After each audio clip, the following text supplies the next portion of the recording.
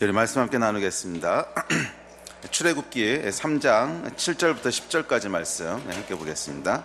여호와께서 이르시되 내가 애굽에 있는 내 백성의 고통을 분명히 보고 그들이 그들의 감독자로 말미암아 부르짖음을 듣고 그 근심을 알고 내가 내려가서 그들을 애굽인의 손에서 건져내고 그들을 그 땅에서 인도하여 아름답고 광대한 땅, 젖과 꿀이 흐르는 땅, 곧 가나안 족속, 헷 족속, 아모리 족속, 브리스 족속, 히위 족속, 여부스 족속의 지방에 데려가라 하노라. 이제 가라. 이스라엘의 자손의 부르짖음이 내게 달하고 애굽 사람이 그들을 괴롭히는 학대도 내가 보았으니 이제가 너를 바로에게 보내어 너에게 내 백성 이스라엘 자손을 애굽에서 인도하여 내게 하리라. 아멘. 2015년도에 저에게 주시는 감동은 이제 확장이라는 단어입니다. 우리가 작년 한 6개월 전부터 하나님께서 계속 저에게 주셨던 감동이고 또 나눴던 말씀인데, 우리의 그 삶에는요, 하나님께서 씨를 심게 하실 때가 있고 또 열매를 거두게 하실 때가 있습니다. 이것은 하나님이 창조하신 어떤 자연의 섭리지요. 그래서 자연만 그런 것이 아니고 우리 인생에도 마찬가지예요. 어떤 것을 투자하고 심고 그래야 될 때가 있고 또 어떨 땐 그것들을 거둬야 될 때가 있고 이런 시즌들이 있습니다. 그래서 하나님께서 특별히 2015년을 시작하면서 주셨던 감동은 지금까지 하나님께서 우리로 이렇게 많은 것들을 뿌리고 심게 하셨는데 이런 것들이 확장되어 가는 때라고 하는 마음을 주십니다. 그런데 이 확장이라고 하는 것은 단순히 어떤 우리의 사업을 하고 있는데 사업이 확장돼서 커지거나 아니면 또 교회가 수적으로 부흥하거나 이런 것만을 의미하는 것은 아닙니다. 그것을 포함할 수는 있는데 이 확장이라고 하는 것의 명확한 의미는 뭐냐면 우리를 통해서 하나님 나라의 영향력이 더 확대된다는 거예요. 우리 한 사람 한 사람은 하나님 나라의 백성으로 부름받았습니다. 그 이야기는 우리를 통해서 하나님 나라가 이 땅 가운데 확대되기를 하나님 원하신다는 거예요.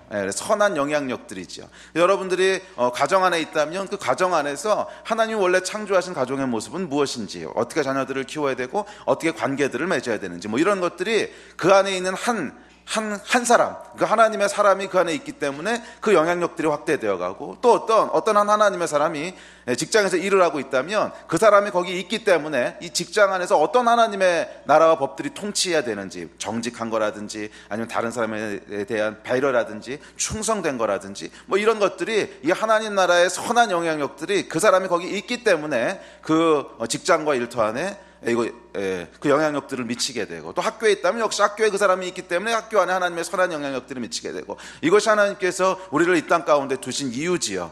그렇지 않다면 여러분 우리가 예수 믿고 빨리 하나님 나라 가는 게 가장 좋은 거지 뭐하나 여기서 이렇게 고생하시면서 70년 80년을 버티시겠어요.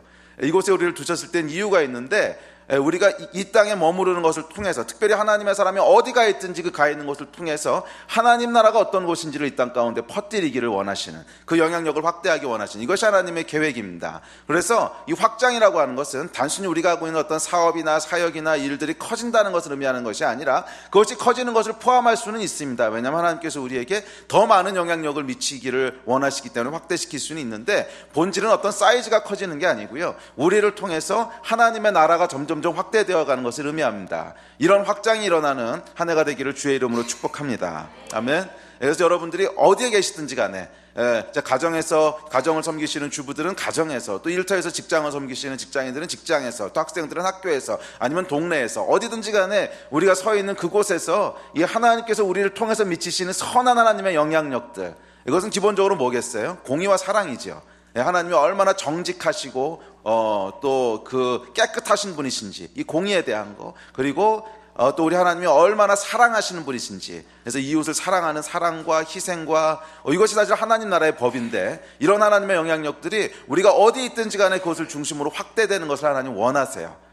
그런데 이것이 여러분 그렇게 쉽게 확대되어지는 것은 아닙니다. 이 하나님 나라의 확대에 대한 가장 좋은 그 구약의 모델이 사실은 출애굽기부터 여호수아서까지 이어지는 이 모세와 여호수아의 이야기라고 믿습니다. 하나님께서는 하나님 나라를 세우셔서 하나님 나라가 어떤 나라인지를 이 땅 가운데 보여주기 원하셨고, 그래서 이스라엘이라고 하는 나라를 세우시죠. 그래서 처음에 조그만 나라를 세우시지만 이 나라를 통해서 하나님의 법이 무엇인지를 이 사람들이 살아내고 또 하나님의 그 선한 영향력이 무엇인지를 계속 계속 삶에서 실천해낼 때 그것이 결국 모든 열방 가운데로 퍼져가게 하려고 하는 하나님의 계획의 시작이 출애굽기였지요. 그래서 사실은 이때로부터 수천 년이 지난 지금 이 전 세계에 수많은 교회들이 생기고 수많은 하나님의 사람들이 생기고 그 영향력들이 확대된 결과지요. 자여간 이것이 시작되었던 그 첫 시작점이 출애굽기부터 여호수아서까지 이어지는 얘기입니다.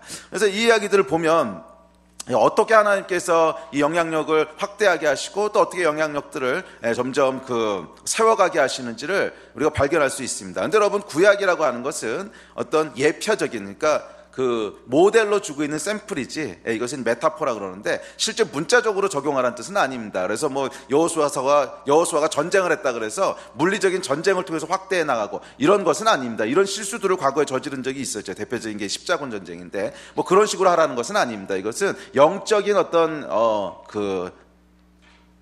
이걸 비유, 영적인 비유로 해석을 해야죠. 그래서 우리가 싸워야 될 싸움은 사실은 어떤 물리력을 동원해서 정복하는 것이 아니라 희생하고 사랑하고 또 예수님께서 십자가에서 죽으셨듯이 그렇게 전쟁을 싸워 나가는 것이지만 하여간 여기 나와 있는 그 메시지는 그거라는 거예요. 어떻게 하나님의 나라가 세워지고 확대되어 가는가. 그래서 2015년을 시작하면서 이 여호수아서를 좀 살펴보려고 합니다. 여호수아를 통해서 하나님이 어떻게 하나님의 나라를 세워가셨고 그 선한 영향력을 가나안 땅이라고 하는 전혀 하나님을 알지 못하는 그 땅 가운데 어떻게 확대시켜 나갔는지. 근데 다시 한번 여러분 주의하실 것은 여호수아처럼 물리력을 동원해서 이 하나님을 섬기지 못하고 있는 정복하라는 메시지가 아닙니다. 이것은 우리 교회사를 살펴보면 큰 아마 기독교 2000년 역사상 가장 큰 실수였던 것이 십자군 전쟁이었고요. 구약은 그렇게 해석하면 안 됩니다. 그래서 오늘날은 구약 그렇게 해석하는 사람들은 없지요. 하여간 이 구약은 어떤 메타포입니다. 비유예요. 그래서 하여간 선한 싸움을 우리가 싸워야 되는데 영적인 전쟁을 싸워서 하나님의 선한 영향력을 끼쳐나가야 된다는 거예요. 세상은 가나안이 이방 족속에게 점령되어 있던 것처럼 지금도 하나님을 모르는 어떤 문화와 하나님을 모르는 가치들이 다 점령하고 있는데 이 가운데 하나님의 가치가 뭔지, 정말 사랑한다고 하는 게 뭔지, 정말 예수님처럼 희생하고 긍휼히 여긴다는 게 뭔지, 정말 정직하고 거룩한 것이 무엇인지, 이런 선한 싸움들을 우리가 싸워 나가야 된다는 거예요. 이해가 되십니까? 그래서 올해 2015년을 시작하면서 이 여호수아서 말씀을 통해서 선한 영향력들이 어떻게 확장되어 가는지 그 메시지들을 우리가 취하고 또 우리 삶 가운데 그런 확장들이 일어나게 되기를 기대합니다. 아멘. 자, 그런데 이 여호수아서를 이제 살펴보려면 사실은 그 전 세대 이야기인 모세의 이야기부터 시작을 해야 됩니다. 그래야 여호수아가 어디서부터 왔는지를 이해할 수 있기 때문에 오늘 하루는 이 모세에 대한, 출애굽에 대한 얘기를 간단히 짧게 나누고요. 그리고 다음 주부터 본격적으로 여호수아서 얘기를 들어가려고 합니다. 그래서 오늘 출애굽 얘기를 나누려고 하는데, 어저께 제가 우리 섬김이 수양에서 나눴던 메시지인데, 사실 오늘 이제 다른 메시지를 하려고 준비를 해놨다가 어저께 이제 밤에 자려고 누웠는데 반복해야 된다는 마음을 주시는 거예요. 반복해야 된다. 섬김이들밖에 안 들었잖아요. 그리고 이거는 2번, 3번, 7번 들어야 사람이 기억에 남는데요. 그래서 2015년 되면 반복을 하자. 그래서 원래 준비했던 메시지를 다음 주로 다 미루고, 그래서 오늘은 반복을 한 번 더 하려고 합니다. 자, 출애굽기 메시지를 살펴볼 텐데, 중요한 것은 뭐냐면 여러분, 확장이라고 하는 것이, 이 선한 영향력의 확장이라고 하는 것이 그냥 텅텅 비어있는 무주공산을 가서 점령하는 게 아니라는 거예요. 이미 적들이 차지하고 있는 땅이라는 거예요. 무슨 얘기냐면 우리가 선한 영향력을 미쳐야 된다고 하는데 이 영향력이 아무 생각이 없는 백지인 사람들한테 영향력을 미치는 것이 아니고 이미 세상에는 사람들 나름대로의 가치와 사람들 나름대로의 문화가 다 자리 잡고 있다는 거예요. 그런데 불행한 것은 원래 우리를 창조하신 창조주 하나님의 원리대로 형성된 문화와 가치가 아니라는 거지. 그래서 서로 미워하고 경쟁하고 죽이고 뭐 이런 것들이 가득 자리 잡고 있는, 그러니까 이게 원수가 점령하고 있는 땅을 다시 되찾아야 되는 전쟁이라는 거예요. 그래서 이것은 쉽게 일어나는 일이 아니고 우리가 싸움을 통해서 다시 회복해야 되는 많은 에너지가 투자되는 일이라는 거예요. 그래서 2015년 한 해 동안 저희 가운데 하나님이 확장을 원하십니다, 확장을 주십니다라고 하는 얘기는 사실은 하나님 확장해 주시니까 좋겠다, 그래서 입 벌리고 있으면 하늘에서 떡이 뚝 떨어진다는 얘기가 아니라 우리에게 하나님이 싸워야 될 사명을 주신다는 거예요. 굉장히 어렵고 터프한 한 해가 될 겁니다. 여호수아서를 보면 이게 전쟁을 준비하고 전쟁에 들어가는 거잖아요. 그래야만 확장이 일어나기 때문에. 그래서 우리가 이 말씀들을 다시 한번 살펴보면서 저희 안에 마음을 새롭게 하는 그런 한 해가 됐으면 좋겠습니다. 아멘. 자, 그런데 이 확장은요 어디서부터 일어나냐 하면 사실은 우리 내면에서부터 일어나요. 내면에서부터 일어나요. 그러니까 확장이라고 하는 것은 우리 안에 여러분 어떤 비즈니스를 시작하는 사람들도 보면, 비즈니스를 시작하는 사람도 보면 그 안에 비즈니스를 시작할 때 갖고 있는 어떤 패러다임이 있습니다. 나는 내가 생각하는 어떤 비즈니스는 뭐야? 이 패러다임이 있는데 그 사람이 시작할 때 자기가 생각하고 있는 비즈니스에 대한 얘기를 쭉 이렇게 들어보면 대충 좀 고수들은 말이에요. 고수들은 비즈니스판에서 20년, 30년씩 하신 회장님들은 딱 들어보면 이 사람의 비즈니스가 어디까지 확장될지를 시작하기도 전에 대충 예측할 수가 있어요. 왜? 그 사람이 갖고 있는 패러다임이 있거든. 이 사람이 생각하는 비즈니스는 그냥 동네 식당이구나. 이러면 그것은 아무리 성공을 해도 그냥 동네 식당이 조금 커지는 것 이상은 못 넘어가는 거고, 또 어떤 사람은 패러다임 자체가 시작할 때부터 나는 동네 식당을 하려는 게 아니고 전 세계 음식 문화를 바꾸겠습니다, 막 이런 패러다임으로 시작하는 사람들이 있어요. 그래서 그 전략들이 쫙 처음부터 갖춰져 있지. 그래서 이것은 어떤 식당 하나를 시작하는 게 아니고 거기서 시작하는 것은 처음 시작이고 그것을 샘플로 해가지고서 프랜차이즈를 할 거고 프랜차이즈를 통해서 어떤 브랜드를 만들 거고 뭐 이런 이제 그 패러다임이 있는 사람은 뭐 성공할 확률이 얼마나 있는지 모르겠지만 하여간 성공한다면 어디까지 확장될지를 대충 볼 수 있죠. 그 얘기는 뭐냐면 우리가 어떤 인생을 살 건가, 여러분의 영향력이 어디까지 확대될 건가 하는 것은 처음에 어디서 결정된다는 거예요? 우리 안에서 결정된다는 거예요. 우리가 어떤 패러다임을 갖고 살아가느냐에 따라서 여러분의 인생이 이 땅을 살아가는 동안 얼마나 영향력을 미칠 수 있는지, 그 영향력이 어디까지 확대될 수 있는지가 다 결정된다는 거예요. 그런 의미에서 하나님께서 2015년 한 해 동안 우리에게 확장을 이루실 것입니다 라고 하는 메시지는 첫째 어디서부터 시작돼야 돼요? 우리 내면에서부터 시작돼야 돼요. 우리가 가지고 있는 패러다임, 또 우리가 가지고 있는 생각들, 이것이 어디까지 이렇게 확대될 수 있는가, 이 패러다임이 어디까지 확대될 수 있는가 하는 것이 우리가 어디까지 갈 수 있느냐 하는 그 경계를 짓는다고 믿습니다. 그래서 여호수아서 1장에도 보면 우리 다음 주에 살펴볼 건데, 이 하나님께서 땅을 주시겠다 그랬는데, 땅이라고 하는 건 내가 영향력을 미칠 수 있는 영역을 말하죠. 땅을 주겠다고 하는데 그 땅을 어디까지 주겠다 그러시냐면 네가 밟는 곳까지 주겠다 그래요. 예? 그러니까 내가 너에게 딱 이렇게 정해서 주는 게 아니고 네가 밟는 곳까지 주겠다는 거예요. 무슨 뜻이에요? 우리가 어디까지 취할 수 있는가, 우리의 마음의 패러다임이 어디까지 확대되어 있는가 만큼 하나님 주실 수 있다는 거예요. 그것 이상은 주셔봐야 어차피 우리가 소화를 못한다는 거예요. 그래서 올 한 해를 시작하면서 저와 여러분 안에 이 내면의 확장이 일어나기를 주의 이름으로 축복합니다. 우리 내면 가운데 이 패러다임들이 바뀌기를 주의 이름으로 축복합니다. 지금까지 여러분들이 동네 식당을 여러분의 삶의 전체라고 생각했다면 이제는 프랜차이즈를 좀 꿈꾸시고요. 그리고 프랜차이즈를 꿈꿨던 분이 있다면 세계 음식 문화를 바꾸시는 것을 꿈꾸시고, 하여간 우리의 패러다임이 확장되는 것만큼 하나님 우리 인생을 확장시키실 거예요. 이것은 앞서도 말씀드렸지만 어떤 사업이 커지고 어떤 숫자가 늘어나고 이런 차원의 얘기가 아니라 하나님 나라의 영향력을 우리가 그만큼 멀리 퍼뜨릴 수 있다는 거예요. 이건 우리가 해야 될 일이고 사명이지요. 아멘. 물론 이것은 우리의 사업이 커지는 걸 의미할 수도 있고, 뭐 직장 내에서 아니면 한 영역 내에서 조금 더 높은 위치에 올라가는 것을 의미할 수도 있습니다. 하지만 꼭 그것하고 일치하지만은 않아요. 어떤 경우는 뭐 세상에서 높은 위치에 올라가지 못했어도 그냥 말단 사원으로 있어도 그 사람이 미치는 영향력이 회사 전체를 다 뒤집는 경우도 있고요. 하여간 여기서 중요한 것은 우리가 미치는 하나님 나라의 영향력이라는 거예요. 그 영향력을 어디까지 확대할 수 있을 것인가. 이것은 첫째 우리 안에 패러다임을 이제 확장해야 됩니다. 아멘. 그래서 우리 안에 있는 내면의 패러다임들이 확장되기를 주의 이름으로 축복합니다. 근데 이 패러다임을 성경에서는 다른 말로 뭐라 그랬냐면, 성경에 패러다임이라는 용어는 안 나오죠. 다른 말로 뭐라 그랬냐면 믿음이라 그랬어요. 믿음. 믿음이라고 하는 게 우리의 패러다임이라는 거예요. 믿음대로 될 거라고 그러잖아요. 이건 뭐예요? 우리가 어떤 패러다임을 갖고 있는지 그것대로 될 거라는 거예요. 물론 그것을 100% 다 이룰 수 있느냐 없냐는 건 조금 다른 얘기일 수 있는데, 그것은 우리가 뭐 좀 게을러서 아니면 뭐 실수해서 좀 못 이룰 수는 있지만, 하여간 우리가 갈 수 있는 맥시멈 범위는 어디냐면, 맥시멈 범위는 우리가 갖고 있는 패러다임까지예요. 그걸 넘어가지는 못한다는 거예요. 우리가 갖고 있는 믿음까지라는 거예요. 그걸 넘어가지는 않는다는 거예요. 그러므로 여러분들의 믿음의 용량들이 커지는 한 해가 되기를 주의 이름으로 축복합니다. 아멘. 이거 소리를 조금만 더 낭낭하게 나오게 할 수 없나? 약간 탁한 것 같은데, 근데 또 너무 낭낭하면 이게 귀에 거슬리는데 조금 탁한 것 같아요. 네. 자, 그래서 이 여호수아서를 이런 맥락에서 살펴보려고 하는데, 하여간 오늘은 이 이야기의 시작이 되는 출애굽기에 대해서 먼저 살펴보고 다음 주부터 여호수아의 정복 이야기를 시작합시다. 근데 이 출애굽기를 살펴봐야 되는 이유가 있습니다. 이 출애굽기는 무슨 내용이냐면 여러분들이 잘 아시는 내용이에요. 이집트 왕자. 요즘 하고 있는 영화도 또 있더라고요. 모세 나오는 영화. 뭐예요 그게? 왕들과 엑소더스인가? 엑소더스. 엑소더스가 영어로 출애굽기예요. 그래서 그러니까 이 출애굽기예요. 출애굽기가 이 엑소더스라고 하는 영화인데, 약간 모세 이야기예요. 모세 이야기. 모세 이야기는 믿는 사람이든 안 믿는 사람이든 대충 알고 있지요. 그러니까 이스라엘 백성이 400년 동안 이집트를 그 당시엔 애굽이라고 그 당시가 아니죠. 한문으로 썼을 때 애굽이라고 그러는 거지.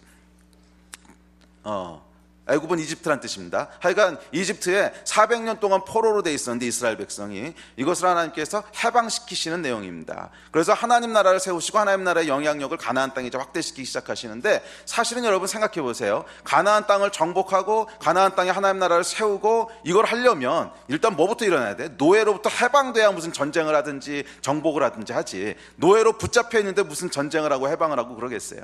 그래서 이 확대, 이 하나님 나라의 확장이라는 걸 하기 위해서 먼저 필요한 그 선 조건이 있는데, 그건 뭐냐면 우리가 노예로부터 해방돼야 된다는 거예요. 노예로부터 해방돼야, 그래야 하나님 나라의 영향력을 미칠 수 있다는 거예요. 그래서 출애굽기 이 여호수아서 이전에 반드시 먼저 일어나야 될 게 뭐냐면, 여호수아의 전쟁, 정복하는 전쟁 이전에 먼저 일어나야 될 것은 모세의 출애굽이에요. 그러니까 우리가 이 노예되고 붙잡혀 있던 삶으로부터, 속박당하고 있던 삶으로부터 자유케 되는 역사가 먼저 일어나야, 그래야 사실은 선한 영향력을 미칠 수 있다는 거죠.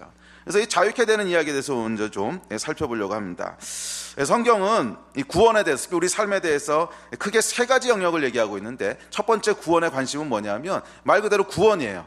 우리가 예수 그리스도를 믿고 영원한 천국에 들어가게 되는 구원이에요. 근데 두 번째 관심이 있는데, 두 번째 관심은 뭐냐면 상급이에요.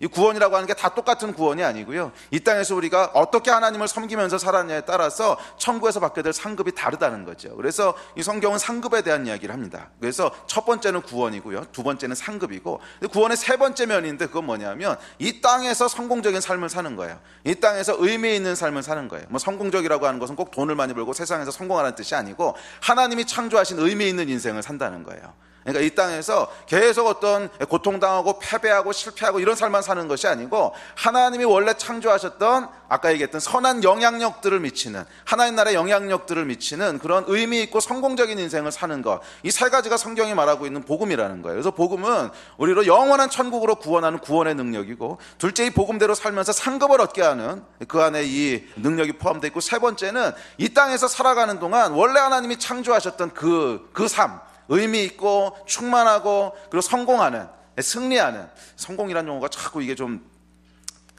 걸리는데 하도 요즘 성공지상주의라서 그런데, 하여간 하나님 나라에서의 성공 말하는 거예요. 그러니까 우리를 원래 창조하신 목적대로 사는, 의미 있고 승리하고 성공하게 하는 이 삶에 대해서 복음이 얘기하고 있다는 거예요. 그런데 어쨌거나 하나님께서는 우리의 영혼의 구원에만 관심이 있으신 분이 아니라는 거예요. 이 땅에서 우리가 어떻게 하나님이 창조하신 대로 의미 있고 성공하는 인생을 사느냐 하는데 관심이 있으신 분이세요. 그래서 성경에 나오는 수많은 이야기들을 보면 이 땅에서의 삶에 대한 이야기들을 하고 있습니다. 그리고 예수님께서도 이 땅에서의 삶을 무시하시지 않으셨어요. 병든 자들을 고쳐주셨지, 병든 자들한테 참고 조금만 기다려 그럼 하나님의 나라가 올 거야 뭐 이렇게 말씀 안 하셨잖아. 너 조금만 참고 기다리면 영원한 천국에 갈 거야, 참어 뭐 이러시지 않으시고, 이 땅의 실질적인 문제들을 해결해 주셨잖아요. 병든 자들을 고쳐주시고, 가난한 자들을 먹여주시고, 친구가 필요한 자들에게 친구가 돼주시고, 하여간 예수님의 사역을 보면 이 땅에서의 삶을 관심이 있으셨지 이걸 무시하지 않으셨다는 거예요. 그래서 여러분, 이 기독교는 이원론에 빠지면 안 돼요. 그러니까 이 땅에서의 삶은 다 의미 없는 거고 이건 다 무시해도 괜찮고 영원한 천국에만 들어가면 돼, 이 메시지를 전한 적이 없다는 거야. 성경에 보면 오히려 이 땅에서의 삶을 굉장히 중요하게 여기셨어요. 왜냐하면 하나님 나라라고 하는 것은 우리가 구원받고 나서 영원히 동동동동 떠서 유령처럼 가는 나라가 아니고요, 예수께서 이 땅에 다시 오실 때 이 땅에 세워지는 영원한 하나님의 나라예요. 하나님의 나라는 땅이 있고요, 이 땅에서 이루실 거고, 근데 지금은 타락해 있는 거지. 그런데 언젠간 예수님께서 다시 오셔서 모든 죄를 심판하시고 이 땅에 영원한 하나님의 나라를 세우실 것이고, 거기서 우리는 어떻게 존재하는 거예요? 부활한 몸을 입고 존재하는 거예요, 부활체로. 근데 부활체도 여러분, 부활하지 않은 몸하고요, 얘기도 할 수 있었고 떡도 같이 먹었고 물고기도 같이 먹었고, 그러니까 우리처럼 몸을 가지고 있다는 거예요. 좀 다른 형태인 것 뿐이지. 이해가 되십니까? 그래서 부활체를 입고 살아가는 것도 삶일 거라는 거예요, 우리가 이 땅에서 살듯이. 그래서 여러분, 이 하나님 나라는요, 이 땅에서의 삶을 절대로 무시하지 않아요. 자, 그런데 이제 문제는 뭐냐면, 이 세상의 모든 사람은, 그것이 믿는 사람이든 믿지 않는 사람이든 모든 사람은요, 의미 있는 삶을 살기 원합니다. 그렇죠?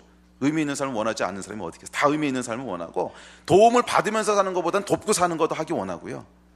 또 고상하고 고매하게 살기 원하고, 이왕이면 기부도 팍팍 하면서 살았으면 좋겠고, 그게 여러분 모든 사람들이 원하는 거예요. 그렇지 않습니까? 뭐 빌 게이츠가 얼마 기부했다 그랬을 때 돈지랄하네 뭐 이러고 있는 사람 없잖아요. 말은 그렇게 해도 그 마음 가운데 부럽다는 생각이 있는 거잖아. 나도 한번 언제 돈 있어가지고 팍팍 질러봤으면 좋겠다, 이 생각들이 있는 거잖아요. 무슨 얘기예요? 사람은 뭔가 돕고 살고 싶은 그 마음들 전부 있다는 거예요. 그런 마음 없는 사람 어디 있겠어요? 사람인데. 다 의미 있게 살고 싶고요, 이왕이면 다른 사람들한테 어렵게 이렇게 구걸하면서 이렇게 사는 것보다는 다른 사람들 도우면서 살고 싶고, 의미 있는 일 하면서 살고 싶고, 구제도 많이 하고 싶고. 그래서 이번에 왜 이제 아프리카에서 에볼라 바이러스 일어났을 때 우리나라에서 의료단 파견한다 그랬더니 그 모집하는 인원에 수십 배가 지원을 했죠. 우리가 아무도 지원 안 할 줄 알았는데 그 어려운 데를 엄청나게 많은 사람들이 가겠다 그런 거야. 왜 그러겠어요? 이게 사람 안에 있는 어떤 원함이에요. 우리 근본적인 원함 가운데 뭐가 있냐면, 돕고 싶은 마음이 있고, 선하게 살고 싶은 마음이 있고, 의미 있게 살고 싶고, 구제하고 싶고, 뭐 그런 마음들 전부 다 있어요. 특별히 예수 믿는 사람들 마음 가운데 이 마음 없는 사람 아무도 없습니다. 다 이웃을 사랑하라 그랬으니까 어떻게든지 선한 일 하고 싶고, 섬기면서 살고 싶고, 구제하고 싶고, 또 하나님도 섬기고 싶고, 그래서 교회에서도 봉사하고 싶고, 뭐 교회에서 훈련 받으라고 해서 훈련도 받고 싶고, 봉사도 하고 싶고, 단기 선교도 가고 싶고, 다 가고 싶지. 근데 문제는 현실이 허락을 안 하는 거잖아. 그렇지 않으세요? 현실이 허락을 안 하는, 이거 다 따라하다가는 안 되잖아요, 우리 현실이. 그래서 삶을 보면 이게 그렇게 녹록지 않다는 거예요. 참, 이제 그것이 우리가 처해 있는 현실의 문제지요. 현실의 문제예요. 제가 얼마 전에 한 집사님을 만났어요. 우리 교회 분은 아니고, 이제 다른 교회에 제가 집회를 갔다가 거기서 우연히 만나게 된 분인데, 이분이 옛날에는 신앙생활을 아주 열심히 하던 분인데 최근 몇 년 동안 교회를 안 나오셨대요. 안 나오시다 지금 이제 다시 나오기 시작한 분이신데, 그래서 왜 안 나오셨냐 그랬더니 이분이 이혼을 하셨더라고요. 이혼을 하셨는데, 이혼한 스토리를 저한테 이렇게 주사리 말씀해 주시더라고요. 말씀해 주시면 어떻게 했냐면, 원래 이분이 개인 사업을 하시는 분인데 사업이 굉장히 잘 되셨대요. 잘 되셔가지고 몇 년 전까지는 그래도 어려움 없이 이렇게 사셨는데, 이 경기가 어려워지면서 사업이 어려워진 거예요. 그래서 사업이 계속 어려워지다가 좀 무리하게 사업을 확장하려고 하는데 이게 잘못 꼬여가지고 완전히 망한 거예요. 완전히 망했는데 그래가지고 어떻게든지 사업을 하여간 재기하려고, 다시 시작해보려고 론하고 어쩌고 했는데 이게 안 된 거지. 안 돼가지고서 고생하다가 빚만 엄청나게 지고, 그러다 보니까 일하는 날수가 점점 늘어나는 거죠. 왜냐하면은 사업이 어려운데 잘 안 되니까, 또 빚 얻어 쓴 것도 있고 그러니까. 그래가지고 열심히 일하다 보니까 이제 수요 예배도 못 나가고 다른 모임도 못 나가고, 그러다가 주일날 나와서 예배 드리는 것까지도 이게 양심에 찔리더래. 그러니까 제가 다른 사람 돈 이제 빌려가지고 했는데, 친척 돈도 갖다 쓰고 막 이랬는데, 너는 지금 그 난리를 치고 있는데 가서 예배 드릴 여유가 있냐? 그 시간 있으면 나가서 일이라도 좀 더 해라. 막 이런 이제 이 압박들, 막 이것 때문에, 이 죄책감과 양심 때문에 주일날도 나가서 열심히 일하고 이럴 수밖에 없었다는. 그러다 보니까 결국 교회를 조금씩 못 나가게 되고, 그래서 결국에는 이제 한 몇 년을 교회를 안 다녔다는 거예요. 그러다가 이 재정 문제가 점점 어려워지니까 결국 가정이 깨지고, 그래서 이혼하게 되고, 하여간 이런 스토리였어요. 이런 스토리를 들었는데 제가 들으면서 참 마음이 아팠습니다. 참 마음이 아팠는데, 이게 사실은 조금 극단적인 얘기긴 하지만 이분만의 얘기가 아니라는 생각이 참 들어요. 제가 저희 교회에서도 이제 얘기들을 다 듣지요. 여러분들 얘기를 듣고, 또 밖에서 다른 사람들 얘기도 듣고, 다른 교회 다니시는 얘기도 듣고, 그러면 이 경제가 참 쉽지 않다는 거예요. 특별히 그 경제 위기가 시작된 지가 벌써 한 7, 8년 지났는데 이게 회복된 게 아니죠. 그래서 한국은 경제 지표가 좋다고 계속 얘기해도 이게 다 대기업들이 돈 버는 거지, 각 개인의 수입은 점점 떨어지고 있거든요. 점점 떨어지고, 이게 빈익빈 부익부가 심해지고 있고, 그래서 중산층이 점점 없어지는 거잖아요. 그래서 과거에는 그냥 먹고 살만 했는데 점점 경제적으로 어려워지고, 이런 것들에 대한 우리가 지금 처해 있는 상황이지요. 그리고 또 이 재정적인 어려움만 있는 것이 아니고, 또 자녀들 문제가 있습니다. 자녀들 문제가. 자녀들 너희가 문제가 있어. 얘네들 문제는 아니에요. 근데 세대가 참 어려워졌어요. 옛날이랑 다르게 다 애들이 망가지는 세대고요. 다 애들이 망가지는 세대고, 스마트폰이다, 왕따다. 그러니까 문화가 우리가 자랄 때하고는 전혀 다른, 상상할 수도 없는 그런 문화 속에 있고, 그래서 이 자녀들 문제 한두 개 없는 부모님들 만나는 것이 기적이라 그럴 정도로, 제가 작년 한 몇 개월 전에 진짜 한 20, 30년 만에 제가 대학부 때 함께 신앙생활했던 그 대학부 동기들을 좀 만나서 열댓 명 만나서 얘기를 했는데, 다들 이제 자녀가 대학생이고 이러죠. 근데 정말 놀랐어요. 자녀들이 다 정상적이라고 하는 범주를 어떻게 잡아야 될지 모르겠는데, 그러니까 정상적이라고 생각할 수 있는 사람은 딱 저밖에 없는 거예요. 다 한두 명씩은 문제가 있는 거예요, 다. 그래서 학교 중간에 자퇴한 애부터 시작을 해가지고서 무슨 문제 있고 이런 문제 있고 저런 문제 있고, 얘가 제발 사고만 안 쳤으면 좋겠고 막 이것들이 다들 막 그런 내용들이야 보니까. 그래서 제가 이제 이 샘플이 크지 않기 때문에 이걸 일반화하기는 어렵지만, 그래도 교회를 열심히 다니고 있는 사람 한 10대 명이 모였는데 그 가운데 다 이런 문제가 있다면 이 대한민국 평균적으로 어떨까? 평균적으로 쉽지 않은 시대인 거는 분명해요. 이 자녀들 문제 없는 사람은 진짜 하나님의 복 받은 겁니다. 이것만 가지고도 감사한금 하셔야 돼요. 이것만. 그러니까 이런 시대라는 거죠. 우리 자녀들 대하는 것이 참 겁나고 어려운 이런 시대고, 또 깨어진 관계들, 이 관계가 점점 힘들어지는 시대잖아요. 깨어진 관계들. 우리 가운데 이런 수많은 어려움들, 우리 상황에 있죠. 그래서 이런 것들을 보고 있으면 많은 크리스천들이 이게 두 손 두 발이 다 묶여 있는 것 같은 느낌인 거예요. 그래서 정말 하나님을 위해서 살고 싶고 정말 뭔가 의미 있는 일을 알고 싶긴 한데 우리의 두 손 두 발이 다 꽁꽁꽁 묶여 있는 것 같은 이런 느낌이는, 마음이 없어서가 아니고 이게 막 묶여서 정말 하고 싶은데 막 묶여 있는 거예요. 이게 여러분 뭐예요? 애굽에 노예되어 있는 이스라엘의 상황이라는 거야. 정말 하나님이 어떤 분이신 줄 알고, 왜? 아브라함의 후손이니까 어떻게 살아야 되는지도 알아. 그런데 문제는 뭐냐면 이 상황이 꽁꽁 노예로 묶어놓고 있는 거예요. 이 상황에서는 정말 하나님을 위해서 뭔가 하고 싶고 이웃을 위해서 뭔가 하고 싶어도 이게 묶여있어서 노예돼서 아무것도 할 수 없는 거야. 그런데 거기서 하나님께서 하나님의 나라를 세우시면서 첫 번째로 하셨던 얘기는 뭐냐면 가나안으로 와서 정복하라는 게 아니었어요. 그 이전에 하셨던 일인데, 그건 뭐냐면 이 노예된 속박을 끊어버리시겠다는 거예요. 아멘. 그래야 그 다음에 무슨 영향력을 미치든 정복을 하든 하는 게 일어나지, 다 손발 꽁꽁 묶여 있어서 아무리 마음이 있어도 할 수 없는 상황이라면 거기서 우리가 할 수 있는 일이 얼마나 되겠어요. 제가 아무리 여기서 뭐 비전에 대한 얘기를 떠들고 우리 하나님 나라를 위해서 어떻게 합시다 아무리 얘기를 해도 실제 환경이 우리를 꽁꽁 묶고 있으면 어쩌라는 거예요. 제가 사실은요, 제가 굉장히 비저널이잖아요. 모르셨어요? 제가 굉장히 비저널이라서 계속 새로운 것들을 막 만들어내잖아요. 여러분 피곤하시죠? 제가 이거 뭔가 계속 새로운 일들을 만들어내야만 하는 사람이고, 뭔가 계속 새로운 것들을 시작해야 되는 사람이고, 근데 죽을 때까지 이럴 것 같아요. 이 에너지가 많은데. 그러다 보니까 근데 여러분들을 보고 있으면 참 제가 감사한 것이, 너무 착하세요. 이렇게 계속 새로운 걸 하자 그래도 군말 안 하고 정말 이렇게 한 마음으로 따라오셔서 너무 감사한데, 그러면서도 이렇게 헉헉대시는 게 보일 때가 있어요. 헉헉대시는 게. 목사님 말씀이 다 당위성이 있는 것도 알고 맞는 것도 알고 그렇게 해야 되는 것도 알겠는데, 우리 삶의 현장은 이게 쉽지 않다는 거죠. 쉽지 않다. 뭐 다 그런 건 아니에요. 뭐 잘 따라오신 분들도 많긴 한데, 또 우리 삶이라고 하는 게 항상 그런 건 아니죠. 어떤 분들은 정말 이 앞에 해결해야 될 문제들, 뭐 재정적인 문제, 관계의 문제, 뭐 부모님과의, 하여간 여러 가지 문제들 때문에 묶여 있는 분들이 있다고. 그래서 이것을 아무리 하고 싶은 마음이 있어도 할 수 없는 이런 상황 가운데 있는 이것들을 제가요 정말 이렇게 많이 대하게 돼요. 많이. 그 시간이 지나면서 점점 많이 대하게 돼요. 그 얘기는 뭐냐면 이 시대가 그만큼 더 속박이 심하다는 거죠. 거기다가 이제 몸까지 아프기 시작하면 이게 사는 게 뭔가 싶지 않으세요? 내가 정말 이러려고 사는 건가? 하루하루 생존하려고 사는 건가? 정말 하나님 나라에 대한 비전이 있고, 나도 젊었을 때 정말 헌신했던 게 있고 막 꿈이 있고 이런데, 이 현실을 보면 이게 하루하루 거기다 몸까지 아프면 이게 정말 회의스럽죠. 회의스러워요. 자, 이것이 사실은 우리의 현실이라는 거예요. 그래서 저도 목회를 하면서 여기에 대한 질문들이 참 많았어요. 이걸 어떻게 해야 되나?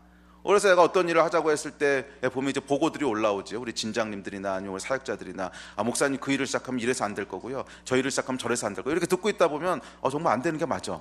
그거 시작하면 너무 이제 로드가 많아서요, 우리 성도님들이 못 따라오실 거고요. 그거 맞아요. 또 이거 하자 그러면 근데 이분은요 저것 때문에 이분 훈련 받는 게 불가능하고, 이렇게 들어보면 맞아, 상황이 할 수 없는 상황이야. 또 이거 하자 그랬을 때 이분은 어떠셔? 그러면 그분도요 지금 어떤 게 있고 저런 게 있고 뭐가 어떻게 해서 안 되시고, 들어보면 맞아. 그래서 결국 계속 우리가 어디로 귀결되냐면 안 되네, 안 되네, 그것도 안 되겠네, 그것도 안 되겠네. 여러분 안 돼서 이만큼 한 거예요. 됐으면 여러분 큰일 나셨어요. 그러니까 열에 한 8, 9은 다 안 되는 상황인 거야. 그러면서 제 안에 이제 질문이 들기 시작했습니다. 이 하나님 나라의 삶을 산다고 하는 것이 불가능한 건가? 근데 그러면서 번쩍 제 안에 기도하는 데 주셨던 마음이 뭐냐면, 이 복음서의 예수님의 모습이었어요. 예수님께서 어떤 사람들을 찾아가셔서 그 사람들을 고치시고 세우셔서, 이제 나중에 12제자를 세우셔서 하는 사도로 파송하시고, 또 예수님의 120명의 제자들을 키우셔서 파송하시고 다 그러셨는데, 이 사람들이 어떤 사람들이었냐면 38년 된 병자, 날 때부터 소경된 자, 손 마른 자, 혈루병 앓는 자, 세리, 창기, 다 두 손 두 발 묶여 있었던 사람인 거야. 이렇지 않은 사람 찾아간 예가 한 번도 없는 거예요.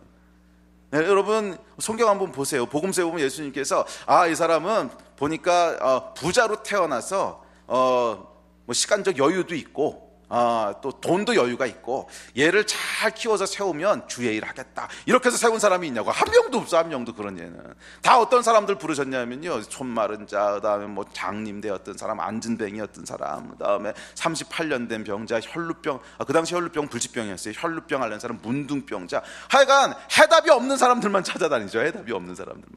이건 도저히 어떻게 하려고 해도 손발 다 꽁꽁 묶인, 그러니까 전신이 꽁꽁꽁 묶여서 한 발자국도 움직일 수 없는. 여러분 생각해 보세요.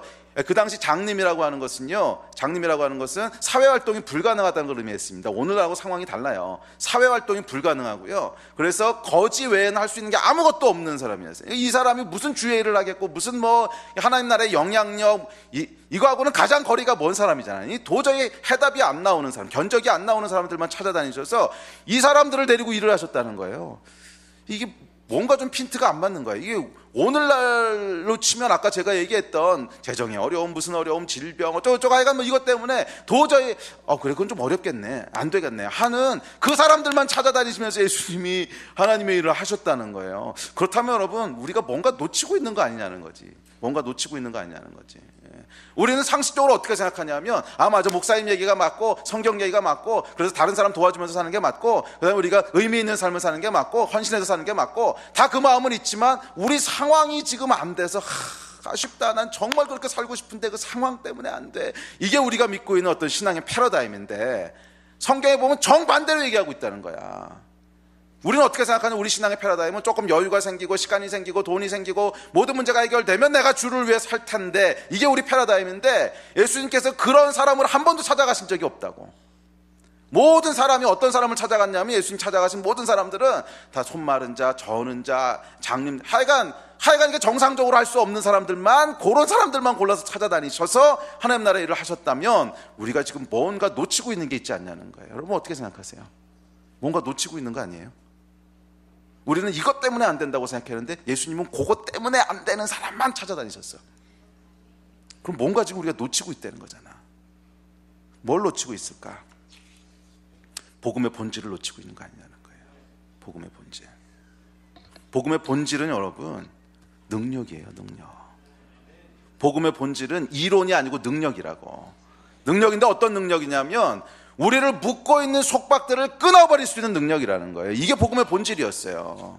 잘 생각해 보세요, 여러분. 예수님께서 왜 하나같이 그렇게 묶여있고 속박되어 있는 사람들만 찾아다녔을까? 이유는 간단합니다. 거기에 끊어버릴 수 있는 복음의 능력이 예수님한테 있으셨거든. 38년 된 병자를 일으켜 세울 수 있는 능력이 있었고요, 장님을 눈뜨게 할 수 있는 능력이 있었고, 오병이어로 5,000명, 이 배부른 5,000명을 먹일 수 있는 능력이 있었고, 복음 가운데 능력이 있었다는 거예요. 그래서 이 능력이 있었기 때문에 모든 속박들을 끊어버리고 예수님께서 이 사람들을 다시 세우셔서 정말 하나님이 원래 의미하셨던 고상하고 의미 있고 성공적인 삶을 살게 하셨다는 거예요. 이게 여러분 복음의 내용 아니에요? 그렇다면 여러분, 오늘날 우리가 놓치고 있는 게 뭐냐고. 우리가 놓치고 있는 게, 상황이 정말 우리를 얽어매고 있는 건가? 상황이 정말 우리를 속박하고 있는 건가? 만약 상황이 우리를 속박하고 있다면 우리에게 출애굽이 필요한 거 아니겠어요? 그래서 출애굽이 필요한 거지. 이 출애굽은 여러분 복음의 능력에 대한 얘기예요. 출애굽은 여러분 하나님의 10가지 능력이 나타나면서 이 사람들이 이 속박에서부터 자유케 되는 것이고, 홍해를 가르는 하나님의 기적이 일어나면서 이들이 이 노예된 삶으로부터 해방되는 것이고, 이게 여러분 출애굽기잖아. 그렇다면 이 출애굽이 정말 우리 구원에 대한 메타포라면, 우리 구원은 뭐라는 거예요? 복음은 뭐라는 거야? 능력이 있다는 거예요. 어떤 능력? 우리의 삶을 속박하고 있는 것으로부터 해방시킬 능력이 있다는 거예요. 복음은 여러분 기적의 능력이 복음입니다. 만약 여러분 우리가 최선의 노력을 다해서 이룰 수 있다면 그것은 복음이 아니지, 그것은 실력이지. 복음은 여러분 최선의 노력을 다해도 해결할 수 없는, 여러분 살다 보면 그런 문제들 만나잖아요. 여러분 이 젊은 사람들은 아직 모를 수 있어. 근데 조금 나이 드신 분들은 알잖아요. 우리 인생 한 40년만 사셔도 여러분 인생에 해결할 수 없는 문제가 있다는 거 우리 알잖아. 모든 문제가 다 해결이 돼요? 안 되잖아. 인생에 해결할 수 없는 문제들이 있어요. 젊었을 때는 잘 몰라. 하여튼 부모님들이 다 위에서 커버링 해주고 그러니까 그냥 인생이 내 맘대로 될 줄 알고 살지만, 사실은 우리가 스스로 인생을 책임져야 되는 나이가 딱 되는 순간부터 한 10년만 사회에서 살아보면, 아, 세상이라고 하는 게 내 맘대로 되는 게 아니구나. 도저히 해결할 수 없는 문제가 있구나. 아무리 최선의 노력을 다하고 아무리 최선의 노력을 내가 다 해도 안 되는 것들이 있구나. 이런 것들을 우리가 맞닥뜨리게 되잖아. 그게 우리 현실이잖아. 복음은 여러분 여기서 역사하는 거라는 거예요. 복음은 최선의 노력을 다해서 해결되는 문제를 해결하는 게 복음이 아니고, 최선의 노력을 다해도 안 되는 그 문제를 돌파하는 게 복음의 능력이라는 거야. 그래서 여러분 복음은 돌파하는 능력인 거야. 할렐루야. 생각해보세요 여러분. 38년 된 병자가 최선의 노력을 다한다고 무슨 해답이 있습니까? 아니면 장님이 최선의 노력을 다한다고 해서 거기서 무슨 해답이 나옵니까? 어차피 예수님이 찾아다녔던 사람은 최선의 노력을 다해도 아무런 결과가 나올 수 없는 사람들이었어. 불가능한 사람들이었다고. 그런데 여기서 예수님이 찾아가셔서 복음의 능력을 선포했을 때 이 불가능이 돌파되었던 것이 복음의 능력이었고, 이 불가능이 돌파되면서 인생의 변화가 일어난 것이 복음의 능력이었고, 이 변화 때문에 하나님 나라의 영향력들을 미칠 수 있게 되었던 것이 복음의 능력이었지. 오늘날 여러분 우리가 진짜 놓치고 있는 게 뭐냐는 거예요. 진짜 놓치고 있는 게 정말 상황이 힘들어서 그런 건가. 상황이 힘든 거 저도 너무 잘 알고 있어요. 이 목사라고 하는 자리가 여러분 참 쉽지 않은 자리인 게, 특별히 담임 목사의 자리 있잖아요. 그러면 좋은 소식은 잘 안 올라와도 안 좋은 소식은 다 올라와요. 아세요 여러분? 좋은 소식은 여러분들끼리 막 잔치하지만, 그럼 목사님한테 안 알릴 수도 있지만, 나쁜 소식은요 하나도 안 빼고 다 올라와요. 계속 나쁜 소식 듣고 있는 게 목회자 자리거든. 그래서 얼마나 힘든지를 저도 간접 경험으로 알고 있어요. 지금 경기가 얼마나 어려운지도 알고, 또 우리가 맞닥뜨리고 있는 문제들이 뭔지도 알고. 그럼에도 불구하고 여러분 진짜 문제가 그걸까?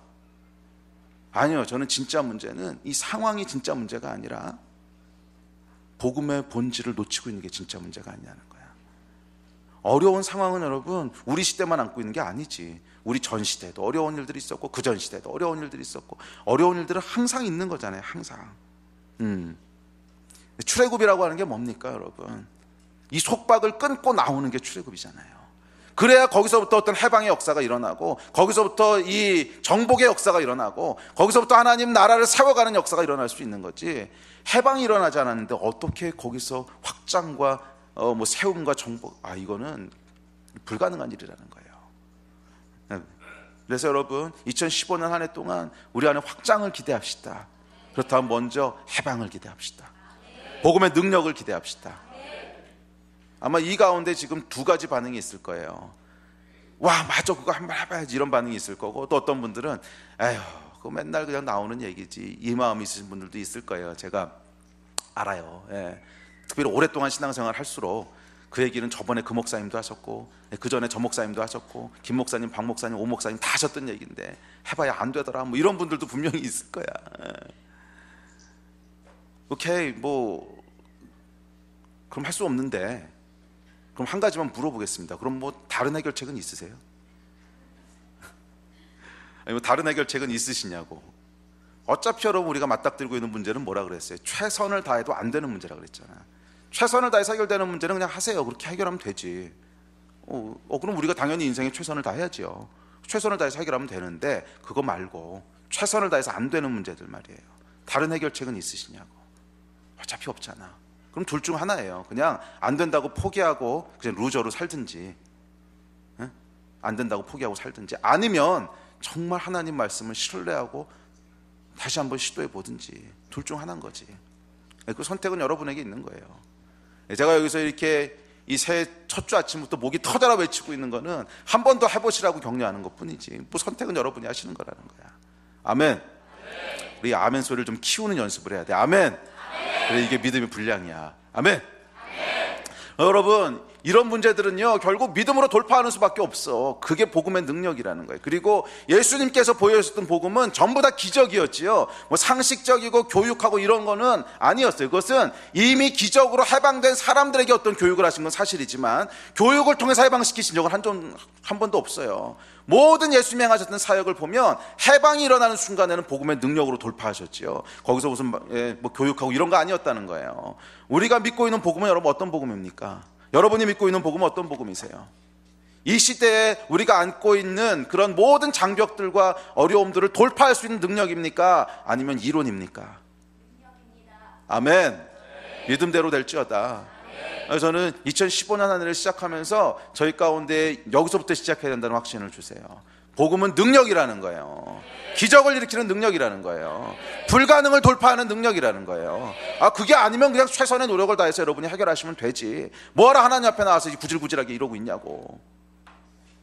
복음은요, 해결할 수 없는 불가능을 돌파하는 능력이 복음의 본질인 거예요. 이걸 잃어버리는 순간 우리는 삶의 모든 동력을 잃어버리게 되는 거예요. 왜? 묶여 있는데.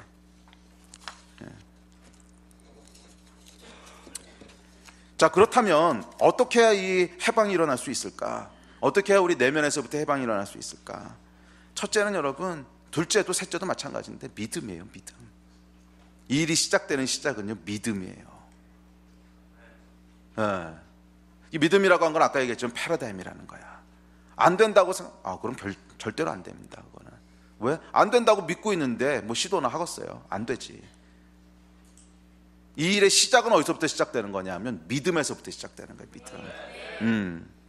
노예로 있던 이스라엘 백성들에게 하나님의 말씀이 임합니다. 모세를 통해서 임하죠. 모세에게 뭐라 그러셨어요? 가서 바로에게서부터 내 백성을 자유케 하라는 거예요. 내 백성이 노예로 있는데 그 부르짖음이 나한테 들린다는 거예요. 가서 자유케. 모세가 생각해보니까 말이 안 되는 얘기입니다. 어떤 미친 왕이 400명 지금 노예로 붙잡고 있는 민족을 거저 놔주겠어요? 절대로 안 놔주지. 그러니까 모세가 이야기를 들었을 때 아마 이 속에서부터 헛웃음이 나왔을 겁니다. 말이 안 되는 얘기를 하시네. 그래서 출애굽기 1, 2장에 보면 이제 모세가 하나님으로부터 말씀 받는 장면이 나오는데 무지하게 개기잖아요. 보시면 알겠지만 이 출애굽기 어디서부터 이 논쟁이 시작되지? 3장부터 시작돼가지고서요, 어디까지 싸우더라? 4장 중반까지인가 싸워요. 하나님께서 가라 그러면 그러면 3절이면 끝날 텐데 그거를 한 장 반을 하나님한테 개기고 있거든. 근데 개기는 내용이 뭐예요? 안 된다는 거야. 그거 보내봐야 안 됩니다. 가봐야 안 됩니다. 바로가 왜 놔주겠습니까? 안 놔줍니다. 그랬더니 가라, 내가 함께 하니라. 그랬더니 저는 말을 못합니다. 말 못하는 게 진짜 이유였겠어. 안 된다고 생각하는. 말을 못합니다. 그래, 그럼 아론은 대신 말하게 안 됩니다. 왜 안 돼? 보낼 만한 사람을 보냈었어. 너 죽을래? 뭐 이래가지고서 이 내용이 진행되는 게 이 출애굽기 내용이죠. 여러분 읽어보세요. 실제 그거예요. 말을 순하게 써서 그렇지. 하나님이 대노하셔서 말씀하시잖아. 그러니까 할 수 없이 터덜터덜. 이게 뭐예요, 여러분? 그 안에 있는 패러다임을 얘기하고 있는 거거든. 모세 안에도 안 된다는 패러다임이 있는 거야. 왜? 상식적으로 불가능한 일이거든. 모세가 맞아. 안 되는 일이야. 근데 하나님은 뭐라고 말씀하시냐면 안 되는 일이니까 가라는 거예요. 되는 일이면 네가 그냥 했지 지금까지 이러고 있겠냐는 거야. 안 되는 일이니까 400년을 이러고 있었지. 되는 일이면 벌써 했지. 안 되는 일이니까 가라는 거야. 그러면 내가 함께 할 거라는 거예요. 그러면 내가 돌파할 거라는 거야. 이게 복음의 내용이었잖아요. 여기서 여러분 필요한 게 뭐예요? 믿음이에요. 믿음. 만약에 모세가 여기서 믿음으로 반응하지 않았다면 절대로 출애굽의 역사는 일어나지 않았어요. 기억하십시오, 여러분. 이 복음의 능력은 어디서부터 시작되는 거야? 믿음에서부터 시작되는 거예요. 믿음. 어떤 믿음? 하나님께서 돌파하신다고 하는 믿음. 복음은 불가능을 돌파할 수 있다고 하는 믿음. 우리는 절대로 안 된다고 사람들은 생각하지만 하나님이 행하시고자 하면 할 수 있다고 하는 믿음. 여기서부터 시작되는 거예요. 그게 믿음이라는 거야. 여러분, 하나님께서 우리의 영향력을 확대하기 원하시는데요, 어디서부터 확대하기 원하시냐면 우리의 내면에서부터 확대하기 시작해요. 이것을 믿을 수 있느냐, 이 패러다임을 바꿀 수 있느냐, 이거예요. 여러분, 이거 믿으십니까? 병이 치유될 수 있다고 하는 거 믿으세요? 우리 재정의 돌파가 일어날 수 있다고 하는 거 믿으세요? 관계가 회복될 수 있다고 하는 거 믿으세요? 아멘. 이 믿음의 돌파가 먼저 일어나야 되는 줄로 믿습니다. 그래서 2015년 시작하면서 저희가 함께 기도하고 싶은 내용 그거예요. 믿음의 돌파를 위해서 기도하자는 거예요. 아멘. 우리 아까도 말씀드렸지만 어떤 상황에서 오는 어려움들은 여러분 우리 시대만 겪고 있는 어려움이 아닙니다. 뭐 경제 위기, 우리 시대만 있었나? 6.25 직후에는 경제 위기가 아니고요, 경제 폭망이었어요. 아무것도 없었어. 지금은 우리가 그래도 이 먹고는 살잖아요. 그럼 굶지는 않잖아. 근데 여러분, 뭐 저도 아직 6.25를 경험해 본 세대는 아니지만, 이게 경험해 본 세대 계신가요? 우리 어머니 아버님 경험해 보셨죠? 저희 윗세대까지만 해도 50년대 60년대, 그러니까 제가 태어났던 시대인데 그때만 해도 여러분 지금하고는 비교할 수 없는 경제 위기였습니다. 어느 정도 경제 위기였냐면 저희 나라의 경제 순위가요 전 세계 꼴찌에서 두 번째였어요. 그거 아세요? 50년대 우리나라 경제 순위가, 현재 우리나라 경제 순위가 몇 위인지 아세요? 가장 높이 올라갔을 때가 11인가 10인가까지 올라갔고 지금 한 13, 4위 정도 되는데, 그러니까 전 세계에서 우리나라가 14번째, 15번째 잘 사는 나라라는 거예요. 굉장히 잘 사는 겁니다. 굉장히 잘 사는 거예요. 전 세계 어디 가봐도 우리나라만큼 잘 사는 나라 찾기 힘들 정도로 정말 잘 사는 건데, 불과 한 세대 전만 해도 50년대, 60년대까지만 해도 여러분 전 세계에서 두 번째로 못 살았어요. 아프리카 국가들이 원조를 해줬습니다. 도대체 아프리카 국가가 뭘 가진 게 있다고 원조를 해줬는지, 뭐 바나나를 보내줬나? 애가 뭐 모르겠어요. 뭘 보낼 게 있었는데, 애가 아프리카 국가들이 원조를 해줬어요. 정말 못 살았다고. 먹을 게 하나도 없었어요. 굶어 죽는 사람이 천지였고요. 폐렴, 이 폐렴이라고 하는 게 영양실조로 걸리는 거잖아요. 폐렴. 뭐 하여간 경제 위기로만 얘기하자면 우리하고는 비교할 수 없는 경제 위기가 있었고요. 한 세대 전에. 자녀 문제, 관계 파괴, 어느 시대나 다 있어요, 여러분. 전쟁을 겪고 나면요, 자녀 문제가 아니고 고아가 떼거지로 나옵니다. 이건 뭐 부모 자녀가의 문제가 형성될 수도 없는 아예 고아인데 뭐 자녀들이 죽거나 고아가 되거나, 우리하고는 비교할 수 없는 문제들을 겪었던 세대들이 있었고요. 이 문제들은 모든 세대가 다 가지고 있었어요. 또 그러면 그 시대가 조금 마무리되고 잘 살게 된 80년대, 90년대 문제가 없었나? 민주화 있었잖아요. 민주화. 이건 저희 세대가 이제 지나온, 이거 얼마나 힘들었는지 아세요? 저희 대학 다닐 때요, 최루탄 냄새 안 맡고 등교한 적이 없어요. 제가 던지기를 아주 잘해요. 팔 근육이 발달해가지고서 돌멩이 던지다 야구공 던지면 정말 가벼워요. 그런 시대를 다 살았잖아. 그러니까 이게 문제 없는 세대는 없다는 거예요. 항상 우리를 속박하는 문제는 언제나 있어요. 근데 이것을 어떻게 돌파할 건가 하는 게 문제지. 그리고 사실은 지금 우리가 숨쉬고 있는 이 환경 자체가 이 기적을 보고 있는 거 아니에요? 이 50년대, 60년대 여러분 우리나라에 아주 극심한 가난이 있었잖아요. 전쟁 직후에. 근데 여러분 이 한국에 일어난 일은 정말 기적입니다. 여러분 이거 인식하셔야 돼요. 정말 기적인 게 전 세계에서 딱 한 번밖에 예가 없는 거예요. 우리나라밖에. 여러분 후진국이었다가 개발도상국이었다가 선진국으로 올라간 예가 있는 줄 아세요? 없어요. 우리나라가 딱 유일한 예예요. 특별히 전쟁을 겪어서 완전히 망가진 나라. 그것도 그래도 뭐 독일하고 일본도 했잖아요. 이 독일하고 일본은 다른 얘기예요. 이거는 세계를 상대로 전쟁을 할 만한 선진국이었어요. 이미 그때 강대국이었다고. 그렇다가 전쟁에서 망했다가 다시 돌아간 거고, 처음부터 후진국이었던 거 말이에요. 더군다나 여러분 일본 같은 나라는 전쟁을 겪긴 했지만 국토가 다 황폐화된 건 아니었어요. 그냥 원자폭탄 2방 맞은 거지. 다른 인프라들은 남아 있었다고. 근데 한국은 그런 상황이 아니잖아요. 6.25 전쟁이 이 땅에서 일어났고요, 모든 인프라가 다 파괴됐어요. 병원도 없고 학교도 없고 공장도 없고 완전히 파괴됐다고. 거기서부터 여러분 회복돼 가지고 다시 선진국이 된 나라가 있냐고? 한 번도 없어요. 우리나라만 유일하게 성공을 했어요. 그래서 이게 우리나라 연구 대상인데, 도대체 이유가 뭐라고 생각하십니까? 많은 사람들은 어떤 경제적인 이유, 사회적인 이유를 찾으려고 하는데 설명이 잘 안 돼요. 만약 그런 이유를 찾을 수 있다면 다른 나라에서도 일어나야지. 근데 안 일어나거든, 다른 나라는. 왜 한국에서만 일어났을까? 그때 우리가 통찰력을 가지고 바라봐야 될 게 한 가지 있는데, 이 50년대, 60년대가 경제가 살아나고 우리가 잘 살게 된 시기일 뿐만이 아니라 교회가 부흥했던 시기랑 정확히 일치한다는 거예요. 그 시대에 여러분 이 교회 부흥의 1등 공신은요, 지금은 욕을 많이 먹고 계시지만 조용기 목사님이었어요. 이건 부인할 수가 없어요. 제가 뭐 조용기 목사님 지금 하신 일을 두둔하자는 건 아닙니다. 그건 잘못한 건 잘못한 거예요. 그건 우리가 이제 냉정하게 짚고 넘어가야지. 그렇지만 이분이 이제 나중에 잘못한 것 때문에 초창기 때 했던 역사까지도 다 이렇게 폐기 처벌한다면 우리는 우리의 중요한 유업을 잃어버릴 수 있어요. 초창기 때 이분이 했던 일은 뭐냐면 할 수 있다는 거였어. 할 수 있다는 거였어요. 뭐 우리도 먹고 살 수 있다는 거였어요. 아주 단순했어요. 우리도 먹고 살 수 있다. 이 가난 돌파할 수 있다. 이게 이분의 믿음이었어요. 그래서 4차원 영성 이런 거 가지고 할 수 있거든요. 무슨 말이냐? 믿는 자들에게 능치 못할 일이 없느니라. 뭐 내 영혼이 잘된 같이 내가 잘 되기로. 뭐 이러면서요. 삼박자 구원, 4차원 영성 뭐 이런 거 가지고, 지금 들으면 좀 유치한데, 이런 거 가지고 그 시대에 막 돌파를 한 거거든. 근데 뭐를 돌파한 거냐면 그 시대의 위기를 돌파한 거였어요. 뭐예요 이게? 가난을 돌파한 거였다고.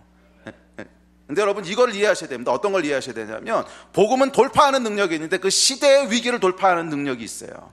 그런데 사람들이 그 시대의 위기가 뭔가를 잘못 해석하게 되면 유효기간이 끝난 걸 가지고 계속 시도를 하게 돼요. 이게 이제 부패하게 되는 이유인데, 예를 들면 여러분 일제시대 때 복음은 어떤 돌파였어요? 독립운동으로 나타났어요. 여러분 아시겠지만 이 독립운동을 주도했던 대부분의 사람들은 크리스찬이었고요. 교회가 가장 중심에 있었습니다. 뭐예요? 그 시대에 우리 민족의 가장 중요한, 가장 어려운 속박들을 끊어내고 돌파하는 게 복음 안에서 시작됐다는 거야.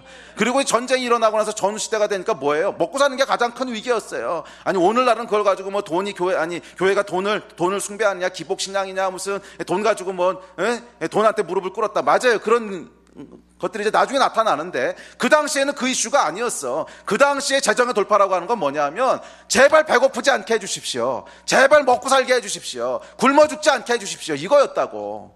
그렇다면 여러분 하나님의 뜻이 굶어 죽지 않는 거지 굶어 죽는 게 뜻이야?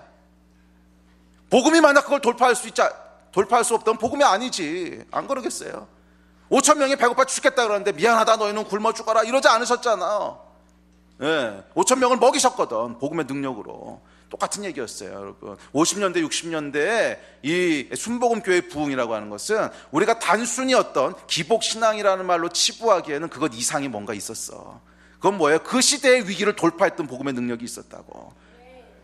아니야, 우리도 굶어 죽지 않을 수 있어. 우리 자녀들은 그래도 정상적으로 살 수 있어. 우리 자녀들은 이 재정 때문에 손발 다 묶여서 먹고 사는 생존만을 위해서 살아가는 시대가 아니고 하나님 나라를 위해서 뭔가 할 수 있는 자원을 가진 시대가 될 수 있어. 이 믿음 가지고 돌파했던 게 그 시대의 돌파였잖아. 아멘? 그러다가 이것이 이제 한 70년대 넘어가고 80년대 90년대 되면 유효기간이 다 되기 시작합니다. 무슨 얘기? 먹고 살만해진 거지. 그랬을 때 그 시대에 또 다른 어떤 위기들이 등장합니다. 뭐였어요? 민주화라고 하는 이제 위기가 등장한 거지. 만약 이때 민주화하지 못했으면 한국 굉장히 어려워졌습니다. 지금 독재 국가들의 말로를 다 보자. 하여간 이게 그 시대 과업이었고요. 그래서 그것도 인도해 왔던 게 뭐였어요? 복음이었어요. 그 시대 민주화 운동을 이동했던 어쨌건 이끌었던 아주 중요한 세력 중에 하나가 복음이었고 기독교였고 그 안에서부터 이건 돌파를 이루어낸 거지. 그런데 그 시대에 이제 실수를 저지르기 시작하는 것이 등장하기 시작하죠. 뭐예요? 50년대 60년대 가난의 돌파를 이루었을 때 그 패러다임이 유효기간이 다 됐거든요. 이제 그 다음 위기를 돌파하는 걸로 넘어가야 되는데 그거를 쭉 유지하는 사람들이 나오기 시작한 거예요. 먹고 살만한데 계속 재정의 돌파를 기도해. 그거 뭐예요? 돈을 숭배하기 시작한 거지. 먹고 살만한데 계속 돈 달라고 그러고, 그래서 재정의 축복은 무조건 하나님의 은혜라고 생각하고 이러면서 이제 거기서 부작용들이 나타나고, 그래서 기복신앙이란 말 나오고, 뭐 돈에게 무릎 꿇었단 말하고 만모니즘이란 얘기 나오고, 이게 이제 90년대 2000년대 생기는 말들이잖아요. 이것은 여러분 맞아요. 그건 우리가 잘못한 거예요. 이건 돌이키고 회개해야 돼. 그렇지만 90년대 2000년대의 패러다임을 가지고 5, 60년대를 해석하면 안 돼요. 그때는 이것이 복음의 능력이었고 돌파였어. 하나님의 역사였다고. 아멘? 근데 우리가 지금 이제 2010년대를 살아가면서 또 다른 형태의 위기들이 이제 맞이하기 시작합니다. 이제 민주화의 위기가 아니라 그 다음 위기로 넘어가는 거죠. 근데 이 위기는 굉장히 복합적이고 다양하게 나타나는 위기입니다. 앞서도 얘기했지만 또 다른 차원의 경제 위기가 시작되면서 우리가 묶이기 시작하고요. 또 빚에 묶이기 시작하고, 그 당시에 옛날에는 론이라고 하는 게 별로 없었지만 요즘은 너무 쉽게 론할 수 있고 너무 쉽게 이 자본들을 갖다 쓰기 시작하면서 사실은 이 자본에 매이기 시작하는 거지. 매이기 시작한 또 다른 형태의 어떤 재정 위기들이 나타나기 시작하고, 그러면서 또 뭐가 나타나요? 가정이 깨지기 시작하고, 그러면서 자녀들 문제 나타나기 시작하고, 다음 세대들이 정말 이상하게 변해가는 문제들, 하여간 복합적인 문제들이 나타나기 시작하는데, 이때도 여러분 우리에게 진짜 필요한 게 뭐예요? 복음에 돌파하는 능력 아니냐는 거예요. 아멘? 50년대 60년대 가난의 문제를 돌파했고, 그 전에 일제시대 때 독립이라고 하는 문제를 돌파했고, 가난의 문제를 돌파했고, 민주화라고 하는 과제를 돌파했고, 그랬다면 이 시대에 우리가 맡고 있는 이 위기도요 결국 복음으로 돌파해야 되는 문제인 거야. 아멘. 그런데 우리 안에 슬픈 건 뭐냐면 이 유업을 잃어버린 거예요. 이 유업을 잃어버린 거예요. 근데 여러분 이걸 어디서부터 잃어버리는 줄 아세요? 우리 윗세대들을 비난하면서 잃어버리기 시작했어. 아비와 자녀 세대가 단절돼 버린 거예요. 오해하지 마십시오, 여러분. 저는 뭐 조영기 목사님이 그 물질 문제 있고 이거 두둔하는 거 전혀 아닙니다. 목사 그렇게 하면 안 되고요. 그건 절대로 그렇게 하면 안 돼요. 잘못된 건 잘못된 거지. 그렇지만 우리 아비가 잘못했다고 해서 아비가 아닌 건 아니잖아. 안 그래요? 아버지가 잘못해서 감옥 갔다고 해서 당신 아버지 아니야, 이건 아니잖아요. 잘못한 건 잘못한 거고, 하여간 그 아비가 우리를 낳아서 키우느라고 애쓰고 수고했던 것들은 존중해야 마땅한 거 아니에요? 어떻게 생각하십니까, 여러분? 아멘? 우리가 우리 윗세대를 정죄하고 비난할 때 어떤 결과가 일어나냐면 유업을 물려받지 못해요. 왜? 그건 우리가 정죄했던 거니까. 저건 잘못된 거야. 근데 그 유업을 우리가 물려받겠어? 우리가 우리 윗세대를 정죄하면서요, 복음으로 돌파했던 유업들을 다 잃어버린 거예요. 아니에요? 지금 우리가 맡고 있는 이 시대에 새로운 돌파를 위해서 여러분 뭐가 필요하다고 믿으십니까? 이 믿음의 유업들을 다시 되찾아야 되는 거 아니에요? 이 믿음의 유업들을 되찾아야 되는 거 아니에요? 아무것도 없는 정말 허허벌판 같은 완전히 폐허가 된 나라 가운데서도 하여간 기도하면서 안 되면 금식하고 안 되면 기도하고 그러면서 정말 믿음으로 살려달라고 기도하고, 그래서 돌파가 일어나고 거기서 회복이 일어나고 그러면서 기적을 경험하고, 이 믿음의 유업들을 위안에 다시 회복돼야 될 때라고 믿습니다. 이것이 다시 회복되지 않는다면 우리 시대의 과업들은 어떻게 돌파할 건데? 돌파할 방법이 있으세요? 최선의 노력을 다해서 돌파할 수 있어? 최선의 노력을 다해서 돌파할 수 있는 거는 벌써 돌파했지. 최선으로 해결되지 않는 문제들이잖아요. 이건 어떻게 돌파할 건가? 우리가 갖고 있는 믿음의 유업들, 복음의 본질이었던 그거, 그래서 모든 세대 가운데 그 시대의 어려움과 장벽들을 돌파해서 지금까지 오게 했던 이 복음의 본질, 여러분 이게 회복돼야 되지 않겠어요? 2015년도 여러분 이걸로 시작해야 되지 않겠습니까? 아멘. 아멘. 우리 예배팀 앞으로 나오십시오.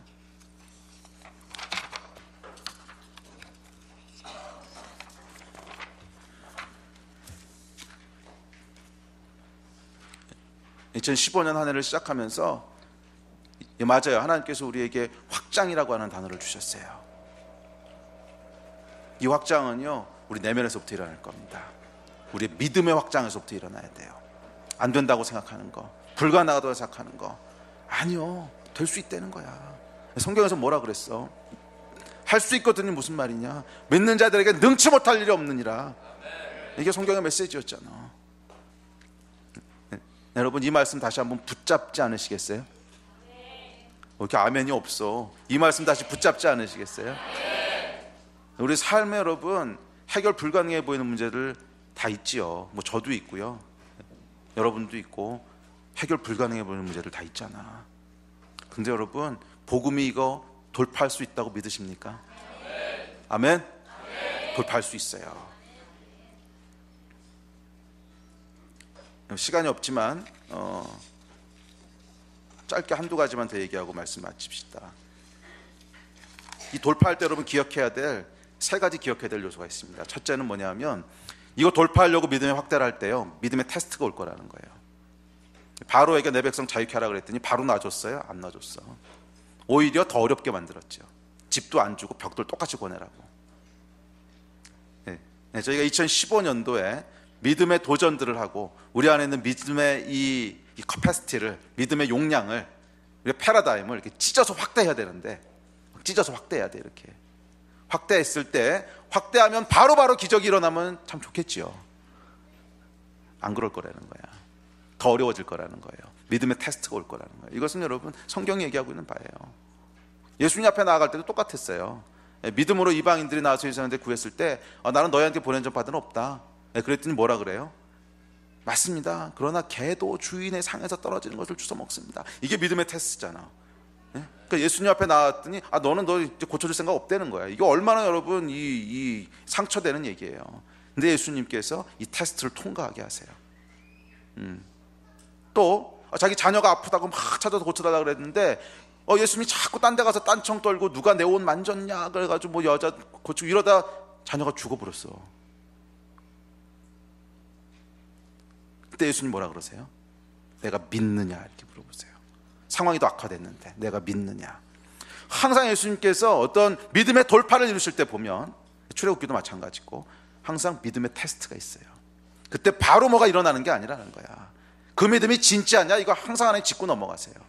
그래서 우리가 올인할 수밖에 없는 배수진을 치는 자리로 몰아넣으세요. 여기서 정말 하나님이 아니시면 이제는 안 됩니다. 하나님밖에는 소망이 없습니다. 내가 그래도 하나님 붙듭니다 라고 하는 이 고백을 할 거냐, 여기 몰아넣으시고요, 여기서부터 돌파가 일어나는 거예요. 아멘. 두 번째 여러분 기억하셔야 될 것은 믿음의 장애물들을 제거하셔야 돼요. 장애물은 뭐냐면 죄, 불순종, 회개하지 않은 것. 이게 우리 삶 가운데 자리 잡고 있으면 아무리 여러분들이 믿음을 발휘해도요, 아무 일도 안 일어나요.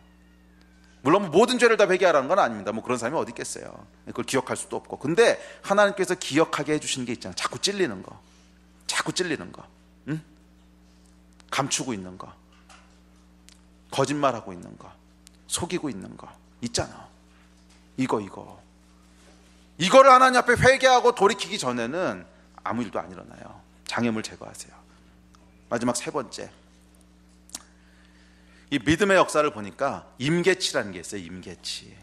그러니까 믿음이 딱 발휘되면 바로 팍 돌파가 일어나는 게 아니고, 어떤 것들은 그렇게 일어날 때도 있어요. 딱 믿음을 발휘했을 때 하나님 바로 기적을 일으키시는 것도 있는데, 어떤 것들은 이 믿음이 어느 정도 쌓여야 되는 것들이 있더라고. 그래서 인내를 요구하세요. 근데 인내라고 하는 건 뭐냐면 이 믿음의 마음을 한결같이 지키는 거야. 1년, 2년, 5년 눈에 보이는 게 없어도, 귀에 들리는 게 없어도, 손에 잡히는 게 없어도 하나님 행하실 거라고 하는 걸 믿고요, 계속 충성되게 한 자리에 있는 거예요. 포기하지 않고. 그랬을 때 임계치가 차면요, 빵 하고 하나님 일하시는 거예요. 할렐루야. 네, 제가 그 섬기는 모임 때도 간증을 했는데, 이 간증하고 우리 기도합시다. 네, 제가 처음에 목회를 시작하기 전에 선교사로 헌신했었습니다. 아마도 아시겠지만 저는 목사가 되려고 그랬던 사람이 선교사로 들어가려고 그랬어요. 근데 하나님께서 강제로 떠미셔가지고 이제 목회를 시작하게 되는데, 목회를 시작하면 제가 하나님 앞에 서원했던 게 있습니다. 그게 뭐냐면, 그럼 제가 선교사로 못 들어가는 대신에 1000명의 선교사를 파송하겠습니다, 이렇게 기도하고 서원을 했어요. 그래서 저는 이제 15년 지났는데 지금까지도 제 마음에 있는 가장 큰 열정과 그 소원은 뭐냐면 선교사들 파송하는 거예요. 이게 가장 기쁘고, 아마 여러분 목회하는 것도 기뻐요. 얼굴이 좀 서운해 보이니까. 그래서 15년 동안 참 애를 많이 썼는데, 이렇게 15년 지나서 카운트 해보니까 대충 한 5, 60명 정도 들여보냈더라고요. 저희 교회에서 파송하신 분들, 또 컴 통해서 파송하신 분들, 또 제가 여기저기 돌아다니면서 이렇게 개인적으로 이렇게 동원하고 리크루트해서 파송한 사람들 한 5, 60명 되는 것 같아요. 근데 15년에 5, 60명이면 1000명을 언제 채우냐? 죽을 때까지 해도 1000명은 안 나오겠다. 그래서 제가 그 당시에는 현실 감각이 없었는데, 요즘 이렇게 조사해 보니까 1000명이라고 하는 게 말이 안 되는 숫자였던 거예요. 지금 한국에서 가장 많은 선교사를 파송한 단체가 그 지독하다고 소문난 그 인터머식이라고 있죠, 인터콥이라고. 근데 거기가 몇 명 파송했냐면 677명, 700명이 아직 안 돼요. 그 지독하다는 단체가 다 합쳐서 아직 700명이 안 된다고. 그러고 교단 전체를 다 합쳐서, 그러니까 우리나라에서 가장 큰 교단이 장로교 통합측 합동측 뭐 이런 데인데, 거기 교단 파송 선교사라고 하는 게 사실 숫자가 가장 많은데, 그 모든 교단들 중에서 1000명 이상 파송한 교단이 둘밖에 없어 아직. 그것도 1000명 조금 넘어. 그리고 나머지 교단들은 교단 전체에서 파송한 사람도 1000명이 안 돼. 그러니까 이 1000명이라고 하는 숫자가 말이 안 되는 숫자인 거죠. 감이 오세요, 어떤 숫자인지. 그리고 이 국제적으로 가장 영향력 있는 단체들인 OMF니 외기니 이런 데도요, 1000명 조금 넘어가는 수준이에요. 그러니까 제가 1000명을 파송하겠다고 하는 건 국제적인 선교단체보다도 더 큰 일을 하겠다는 건, 이게 말이 안 되는 일이잖아요. 사실은 현실적으로 불가능한 일이고. 근데 약간 제 안에 그 믿음은 계속 있었어요, 하실 거라고. 근데 최근에 어떤 일이 있었냐면, 제가 치앙마이에 이제 중국 선교사들 훈련시키러 갔지요. 근데 가서 이 얘기를 조금 나눴어요. 내가 사실 이런 서원을 했었고 기도를 했었고, 그래서 선교회담 마음이 있고 이런 얘기를 하는데, 그때 성령께서 일하시는 시간이어서 정말 이렇게 임재가 있었는데, 근데 조기쯤 앉아있던 한 중국 남자분인데 나이가 한 30대 중후반 정도 되는 이분인데, 이분이 갑자기 손을 들더니, 목사님의 나머지 950명은 중국 사람들이 채우겠습니다.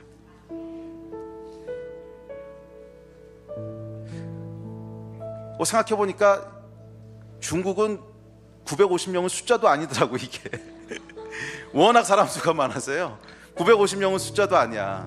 거긴 앞으로 20년 내에 100만 명 선교사를 들어보내고 있겠다. 그 중에 950명은 티도 안 나는 숫자더라. 근데 제가 그 얘기를 듣는데 정말 눈물이 나더라고요. 여러분, 믿음은요, 임계치라는 게 있어요. 바로 서원하고 기도했을 때 빵 하고 일어나는 것도 있지만, 어떤 것들은 5년, 어떤 것들은 10년, 어떤 것들은 20년 꾸준히 하나님 앞에 믿음을 발휘하면서 기도해야 되는 것들이 있어요. 근데 여러분 기억하세요. 정말 믿음의 돌파와 확장을 원하신다면 한결같은 마음이 있어야 돼요. 중간에 포기하지 않는,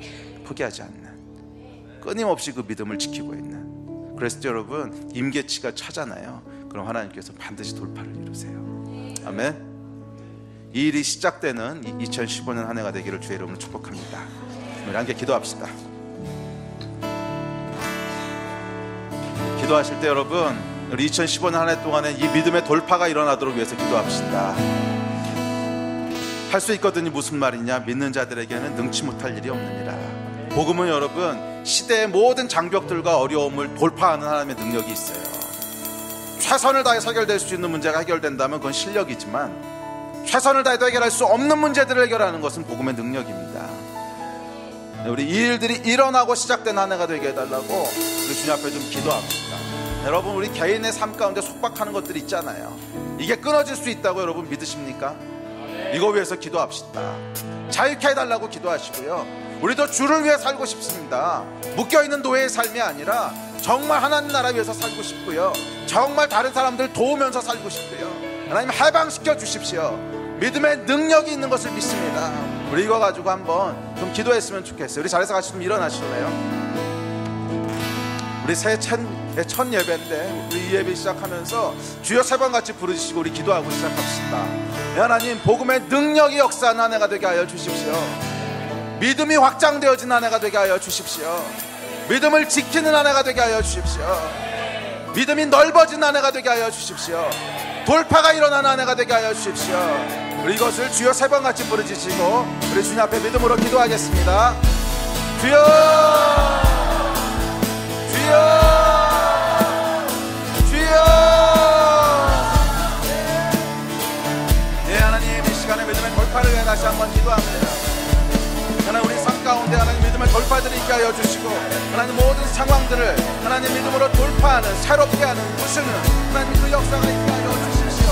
하나님 최선을 다해서 해결되는 문제가 아니라 하나님 것을 뛰어넘어야 하는 과제들 앞에 저희가 서 있사오니 하나님 여기에 믿음의 돌파들이 있게 하여 주시고, 우리 안에 우리 이 믿음의 영역들이 확장되어지는 역사들이 있게 하여 주십시오.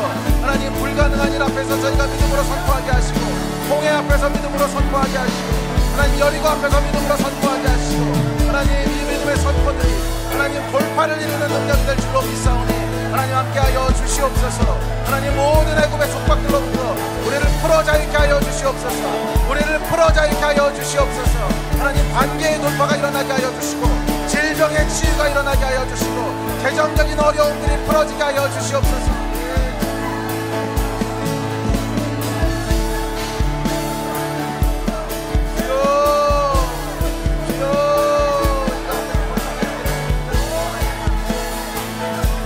불가능하다고 포기하고 있었던 영역들 가운데 하나님 새로운 믿음의 돌파들이 있게 하여 주십시오. 새로운 영적인 돌파들이 있게 하여 주십시오.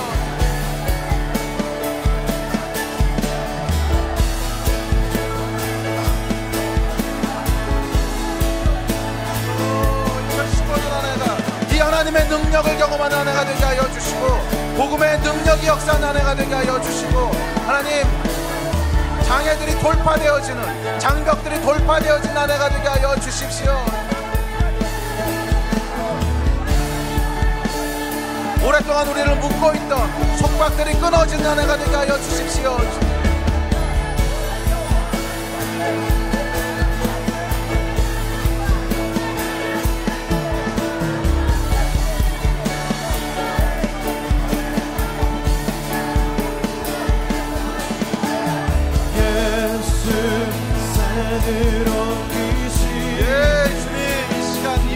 발휘하게 하여 주십시오. 우리 하나님이 전능하신 것 믿사오니 하나님이 전능한 하나님의 통치가 임한 해가 되게 하여 주십시오. 하나님 산이 옮겨지는 역사가 있게 하여 주시고, 죽은 자가 살아나는 역사가 있게 하여 주시고, 우리의 속박이 끊어지는 역사가 있게 하여 주시고, 재정의 돌파가 일어나는 역사가 있게 하여 주시고, 질병이 치유되는 역사가 있게 하여 주시고, 깨어진 관계가 회복되는 역사가 있게 하여 주십시오.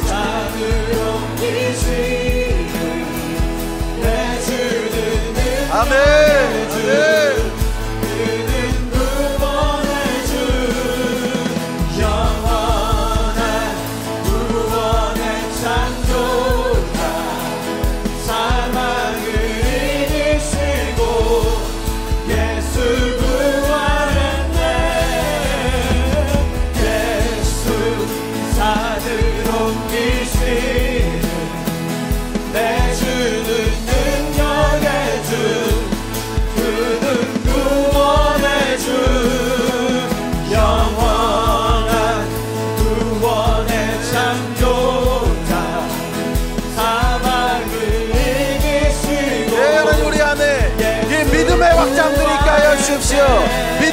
확장들이 있게 하여 주십시오.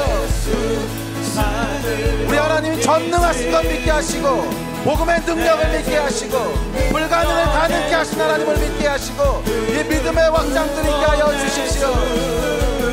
영원한 구원의 창조자, 사랑을 이기시고 예수 부활했네. 예수 산을 옮기시는 내주는 능력의 주, 그는 구원의 주, 영원한 구원의 창조자, 사망을 이기시고 예수 부활했네. 예수 산을 옮기시는 내주는 능력의 주, 그는 구원의 주, 영원한 구원의 창조자, 사망을 이기시고 예수 부활했네. 우리 한 가지만 더 같이 기도하고 오늘 새 첫 예배 마무리할 텐데, 우리 한 가지는 좀 구체적으로 기도합시다. 여러분 삶 가운데 돌파가 필요한 영역들 있지 않으십니까? 뭐 어떤 사람들은 건강 때문에, 또 어떤 사람들은 재정적인 어려움 때문에, 어떤 사람들은 직장 문제, 또 어떤 사람들은 관계 문제, 자녀들, 최선을 다해도 해결될 것 같아 보이지 않는, 여러분 돌파가 필요한 영역들이 있지요. 우리 그거 놓고 한번 기도합시다. 하나님, 2015년도에는 여기에 돌파가 일어나게 하여 주십시오. 하나님, 여기에 돌파가 일어나게 하여 주십시오. 제가 믿습니다. 주님, 믿음의 능력들이 나타나게 하여 주시고, 이 영역 가운데 돌파가 있게 하여 주십시오. 우리 이거 위해서 한번 우리 개인적인 돌파가 필요한 영역들, 최선을 다해 해결되지 않은, 불가능해 보이는 그 문제들 여러 개 놓고 우리 기도하지 말고요, 하나씩만 놓고 기도합시다. 우리 삶 가운데 가장 돌파가 일어나기를 원하는, 우리 그거 놓고 주여 3번 같이 부르짖으시고 믿음으로 다시 한번 기도합시다. 하나님께서 믿음의 역사를 행하실 줄로 믿습니다. 기도하겠습니다. 주여, 주여, 주여. 예, 하나님, 믿음의 돌파가 일어나게 하여 주십시오.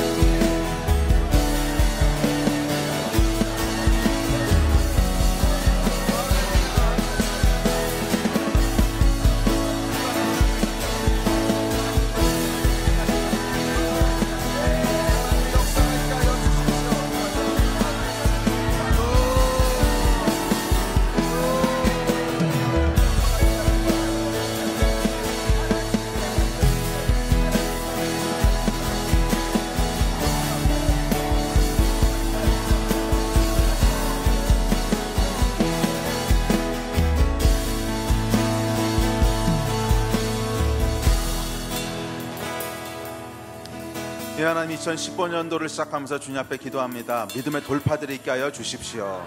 주님, 우리 안에 믿음의 영역들이 확대되어지게 하여 주시고 우리 안에 패러다임들이 확대되게 하여 주십시오. 그래서 하나님이 행하시려고 하는 일들을 저희가 다 받을 수 있기를 간절히 소원합니다.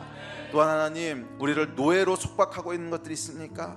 주님, 여호수아의 전쟁을 수행해야 될 하나님의 사람들을 노예로 붙잡고 있는 속박들을 끊어내어 주십시오. 예수의 이름으로 선포합니다. 끊어지게 하여 주십시오. 끊어질지어다. 끊어질지어다. 이 하나님, 돌파가 일어나게 하여 주셔서 우리 삶 가운데 우리를 하나님의 계획대로 살지 못하게 하는, 의미 있는 삶을 살지 못하게 하는 모든 속박과 저주들로부터 끊어 자유케 하여 주시옵소서. 재정의 피도의 돌파들이 일어날지어다. 질병들이 치유될지어다. 깨어진 관계들이 회복될지어다. 자녀들이 돌아오게 될지어다. 이 일을 행하실 주님을 믿습니다. 이 믿음의 확장과 패러다임들이 2015년 한 해를 시작하는 우리의 고백이 오니 주님, 하나님의 일을 이루어 주십시오. 예수 그리스도의 이름으로 기도드렸습니다.